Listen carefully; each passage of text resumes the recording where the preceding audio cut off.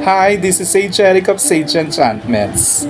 Muling magriritual ang Sage Enchantments ngayong October 31, Tuesday, sa Sun or Jupiter Hour, upang muli nating hilingin ang ating mga pangangailangan at mga kagustuhan para sa atin sa ngayon at sa ating mga kinabukasan.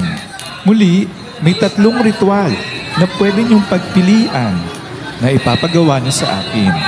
Una ang simple prayer ritual,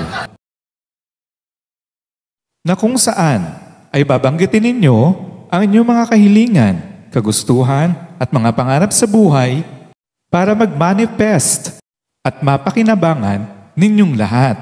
Ang kailangan ko lamang ay inyong kumpletong pangalan, apelido at middle name ng inyong mga magulang para mahingan ko rin sila ng tulong at mabanggit ko ang inyong mga kagustuhan.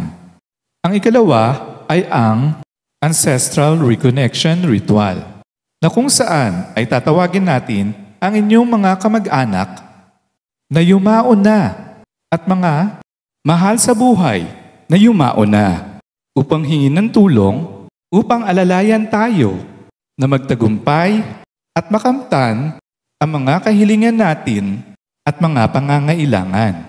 Ang ating mga ninuno na hindi natin naabutan o kilala mula panahon ng after death ni Christ ay siguradong pupunta upang makinig at ganapin ang inyong mga manifestation.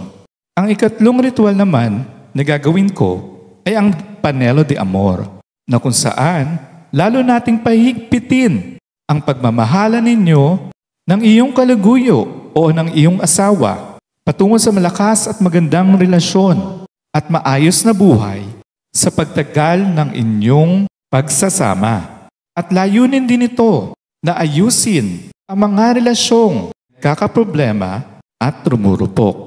Salamat po.